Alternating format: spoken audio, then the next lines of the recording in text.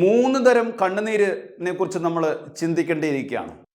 ഒന്ന്, നിരാശയിൽ ആണ്ടുപോയി ജീവിതത്തെ പഴിച്ചുകൊണ്ട് കരഞ്ഞ് ചിലർ ജീവിതം തന്നെ ഇല്ലാതാക്കുന്ന ഒരു ചെറിയ സമൂഹങ്ങൾ നമ്മൾ കാണാനിടയായിട്ടുണ്ട്. എന്നാൽ രണ്ടാമത്തൊരു തരം കണ്ണുനീരുണ്ട്.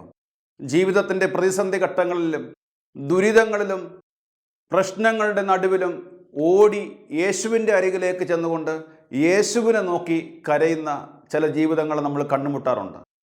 മൂന്നാമത് തരം കണ്ണുനീരുണ്ട്, യേശു നഷ്ടപ്പെട്ടു പോയെന്ന തിരിച്ചറിയിൽ.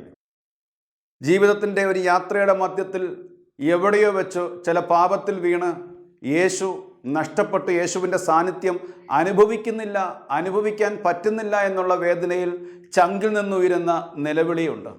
ഈ നിലവിളിയുടെ മധ്യത്തിലൊക്കെയാണ് കർത്താവ് ഇറങ്ങി വരുന്നത്. രണ്ടാമത്തെ തരം കണ്ണുനീരിലേക്കെങ്കിലും നമ്മൾ എത്തേണ്ടിയിരിക്കുന്നു. ആദ്യത്തെ തരം കണ്ണുനീര് ബോധപൂർവം ഉപേക്ഷിച്ച് കളയാൻ നമ്മൾ കടപ്പെട്ടിരിക്കുകയാണ്. പ്രശ്നങ്ങളെ നോക്കി കരയാതെ, ദുരിതങ്ങളിൽ നോക്കി കരയാതെ, ഒറ്റപ്പെടലിൽ നോക്കി കരയാതെ, നിരാശയിൽ ആണ്ടുപോകാതെ, ഏതൊരു പ്രതിസന്ധി ഘട്ടങ്ങളിലും നമ്മൾ അവിടെ നിന്നും ചടകുടഞ്ഞെഴുന്നേറ്റ് യേശുവിൻ്റെ സന്നിധിയിലേക്ക് ചെന്നുകൊണ്ട് യേശുവിനെ നോക്കി കരയുന്ന ഒരു ആധ്യാത്മിക ജീവിതം നമ്മൾ രൂപപ്പെടുത്തിയെടുക്കേണ്ടതായിട്ടുണ്ട്. അതാണ് മഗ്ദലേന മറിയത്തിൽ നമ്മൾ കാണുന്നത്. അവൾ കല്ലറയുടെ വെളിയിൽ കരഞ്ഞുകൊണ്ട് നിന്നു എന്നാണ് പറയുന്നത്. കല്ലറയുടെ വെളിയിൽ കരഞ്ഞുകൊണ്ട് നിന്നെന്താ? ആ കല്ലറയിലായിരുന്നു കർത്താവിനെ അടക്കിയിരുന്നത്. ആ കല്ലറയ്ക്കുള്ളിൽ യേശു ഉണ്ടായിരുന്നു എന്നുള്ള ബോധ്യം അവൾക്കുണ്ടായിരുന്നു. എന്നാൽ നിരാശയിൽ ആണ്ടുപോയി മുറിയടച്ചിരുന്ന ശിഷ്യന്മാരുടെ അരികിലേക്ക് ഈ സ്ത്രീനെയാണ് പറഞ്ഞുവിടുന്നത്. സങ്കീർത്തകന്റെ പുസ്തകത്തിൽ 56-ാം അധ്യായം 8-ാം വാക്യം പറയുന്നുണ്ട്, നിന്റെ അനച്ചിലുകൾ ഞാൻ എണ്ണിയിട്ടുണ്ട്, നിന്റെ കണ്ണീർ കണങ്ങൾ എൻ്റെ കുപ്പിയിൽ ഞാൻ ശേഖരിച്ചിട്ടുണ്ട്. നിങ്ങളുടെ ജീവിതത്തിൽ വിശ്വാസത്തിൽ ക്ഷയിച്ചിരിക്കുകയാണോ? നിരാശയിൽ ആണ്ടുപോയിരിക്കുകയാണോ? സകല പ്രതീക്ഷകൾ നഷ്ടപ്പെട്ടിരിക്കുകയാണോ? ഈ നിമിഷം തന്നെ ഒന്ന് എഴുന്നേറ്റ് നോക്കിയേ.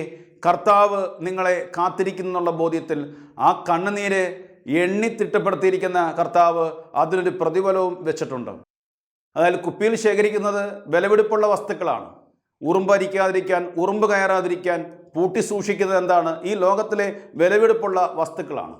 അങ്ങനെയെങ്കിൽ കർത്താവ് നമുക്ക് നൽകിയ വാഗ്ദാനം എന്താണ്? നിന്റെ കണ്ണീർ കണങ്ങൾ എൻ്റെ കുപ്പിയിൽ ഞാൻ ശേഖരിച്ചിട്ടുണ്ട്, അത് പൂട്ടി സൂക്ഷിച്ചിട്ടുണ്ട്. കർത്താവിനെ നോക്കി കരയുന്ന ഓരോ മക്കളുടെയും കണ്ണുനീരിന് വലിയ വിലയിട്ട ഒരു ദൈവത്തെയാണ് നമുക്ക് കാണാൻ സാധിക്കുന്നത്.